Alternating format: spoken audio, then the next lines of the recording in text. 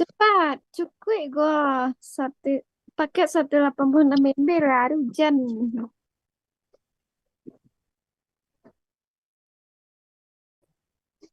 Dah. Yalah, cepatlah.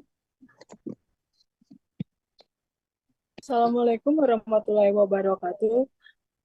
Yang terhormat Ibu Eldani MPD selaku dosen mata kuliah DDIP dan juga teman-teman semuanya. Selamat datang di video kami kali ini. Kami dari kelompok 9 yang beranggotakan saya sendiri Fadila Refta Ananda selaku moderator diskusi kali ini. Dan juga teman-teman saya. Saya Putri Rahma Wahyu sebagai pemateri satu. Saya Rifani Dima Putri sebagai pemateri 2. Saya Erin Suanda sebagai pemateri 3. Tujuan kami membuat video kali ini ingin mempresentasikan hasil diskusi kami, yaitu mengenai tokoh-tokoh pendidikan yang berpengaruh di Indonesia. Paparan kali ini ada 3 bagian. Baiklah, langsung saja kita masuk pada paparan yang pertama, yaitu tentang tokoh-tokoh yang berpengaruh di Indonesia yang akan disampaikan oleh Putri Rahmawayu. Kepada Putri dipersilakan. Baik, terima kasih. Saya akan menjelaskan tentang tokoh-tokoh pendidikan yang berpengaruh di Indonesia. Yang pertama yaitu tokoh Ganjar Dewantara pada tahun 1889 sampai 1959. Raden Masuwardi Suryaningrat sejak 1922 menjadi Ki Hajar Dewantara. Lahir di Yogyakarta 2 Mei 1889. Ia meninggal di Yogyakarta 26 April 1959 pada umur 69 tahun. Ki Hajar Dewantara adalah aktivis pergerakan kemerdekaan Indonesia, kolumnis, politisi, dan pelopor pendidikan bagi kaum pribumi Indonesia dari zaman penjajah, pendiri perguruan Taman Siswa, suatu lembaga pendidikan yang memberikan kesempatan bagi para pribumi jelata untuk bisa memperoleh hak pendidikan seperti halnya para priai maupun orang-orang Belanda. Yang kedua yaitu Muhammad Syafi'i. Muhammad Syafi'i lahir tahun 1893 di Ketapang atau Kalimantan Barat dan diangkat jadi anak oleh Ibrahim Marah Sultan dan ibunya Andung Syalidah. Kemudian dibawa ke Sumatera Barat, tetap di Bukit Tinggi. Marah Sultan adalah seorang pendidikan intelektual ternama. Dia sudah mengajar di berbagai daerah di Nusantara. Pindah tahun 1912 aktif dalam Indice Party. Pemikiran Syafi'i menyarankan kesempurnaan lahir dan batin yang harus selalu diperbaharui. Hal ini terungkap dalam pemikiran Gereves seperti yang diikuti oleh Syafi'i, bahwa lapangan pendidikan mesti berubah menurut zamannya. Seandainya orang masih beranggapan bahwa susunan pendidikan dan pengajaran yang berlaku adalah sebaik-baiknya dan tidak akan berubah lagi, maka orang atau lembaga yang pendirian dan berpikir demikian telah jauh menyimpang dari kebenaran. Yang ketiga yaitu Kiai Haji Ahmad Dahlan. Kiai Haji Ahmad Dahlan atau Muhammad Darwis lahir di Yogyakarta 1 Agustus 1868, meninggal di Yogyakarta 23 Februari 1923 pada umur 54 tahun, adalah seorang pahlawan nasional Indonesia. Dia adalah putra keempat dari Kiai Haji Abu Bakar. Kiai Haji Abu Bakar adalah seorang ulama dan khatib terkemuka di Masjid Besar Kesultanan Yogyakarta pada masa itu, dan Ibu Hari Kiai Haji Ahmad Dahlan adalah putri dari Haji Ibrahim yang juga menjabat penghulu Kesultanan Yogyakarta Hadiningrat pada masa itu. Ahmad Dahlan adalah seorang yang memiliki pengetahuan yang luas. Sekian dari saya. Terima kasih. Saya lanjutkan kepada moderator. Terima kasih kepada Putri. Materi selanjutnya yang mengenai pengaruh tokoh pendidikan terhadap perkembangan pendidikan di Indonesia yang akan disampaikan oleh Erin Suwanda. Kepada Erin dipersilakan.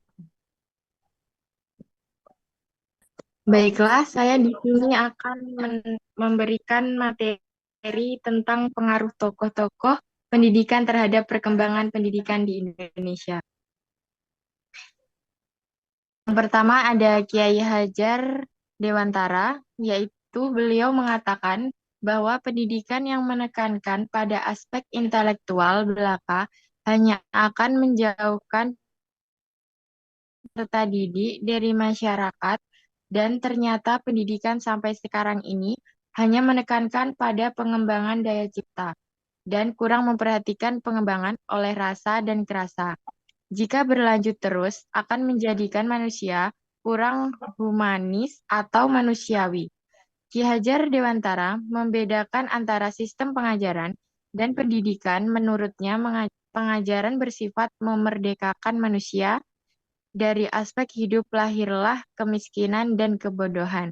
Sedangkan pendidikan lebih memerdekakan manusia dari aspek hidup batin, otonomi berpikir, dan mengambil keputusan martabat mentalitas. Yang kedua, ada Muhammad Syafi'i. Muhammad Syafi'i mengenyam pendidikan di Belanda pada tahun 1925.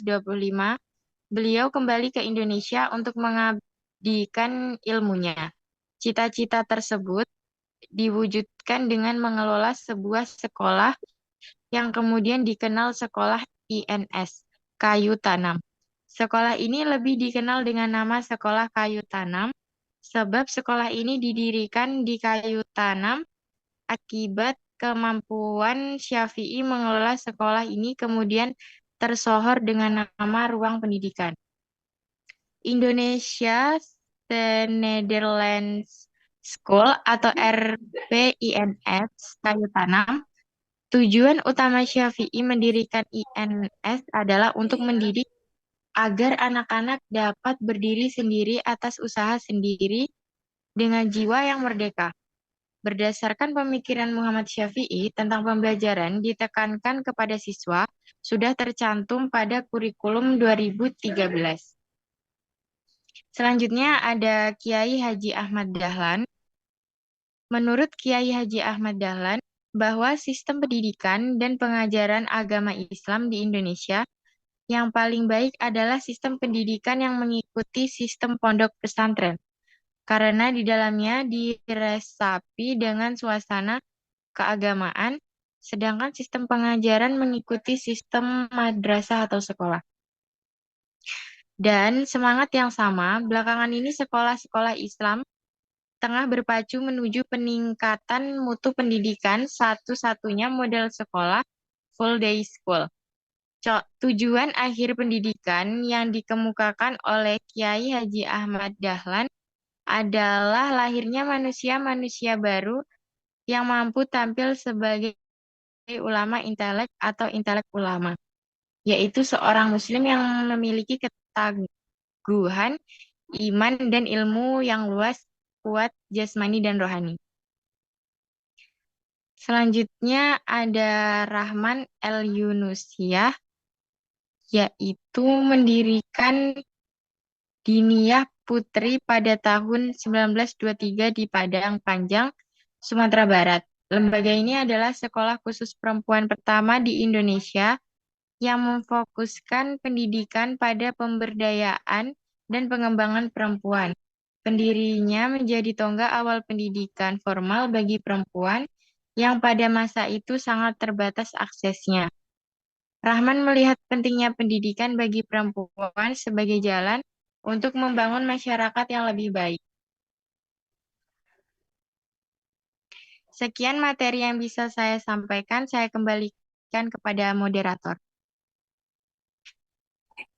Baiklah, terima kasih Erin. Materi selanjutnya yang akan disampaikan oleh Rifani Dwi Maputri. Kepada Rifani, dipersilahkan.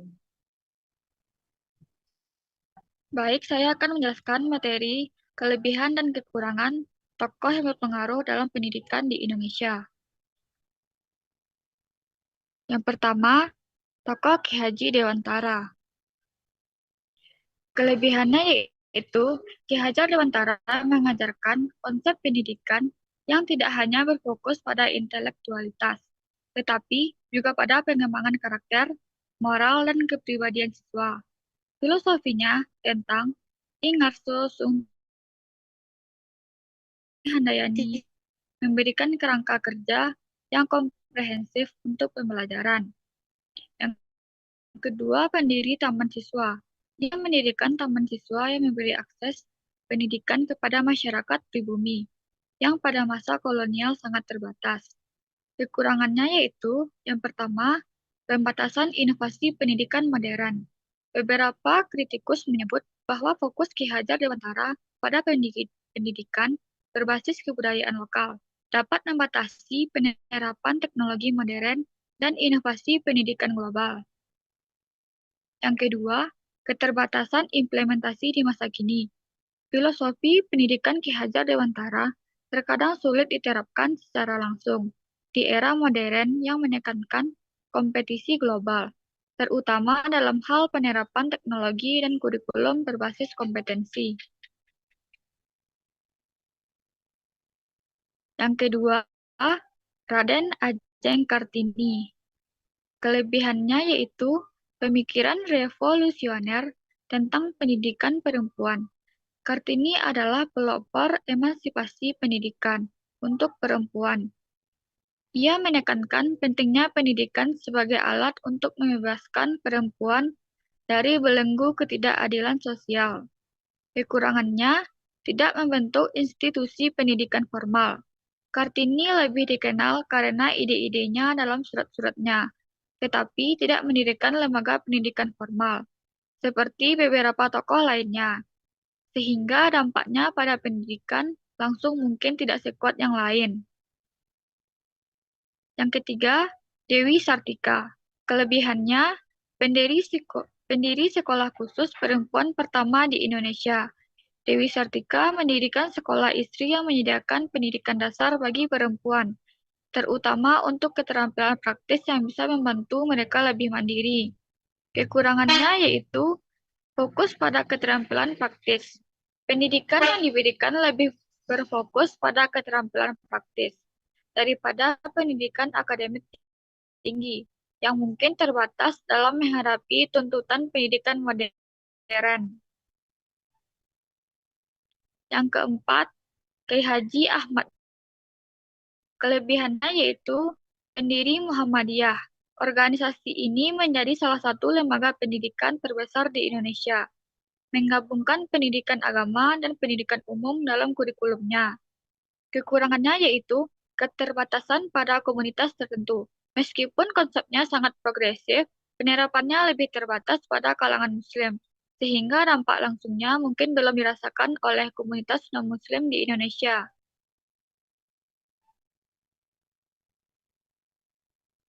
Yang kelima, Kiai Haji Hashim Asy'ari. Kelebihannya yaitu pendiri Nahdlatul Ulama atau NU sebagai salah satu organisasi Islam terbesar di Indonesia. NU telah mendirikan banyak pesantren dan lembaga pendidikan yang mengajarkan ilmu agama Islam. Kekurangannya yaitu fokus pada pendidikan tradisional. Pesantren yang didirikan cenderung mempertahankan metode pengajaran tradisional yang terkadang kurang beradaptasi dengan perkembangan ilmu pengetahuan dan teknologi modern. Baik, sekian materi saya kembalikan ke moderator.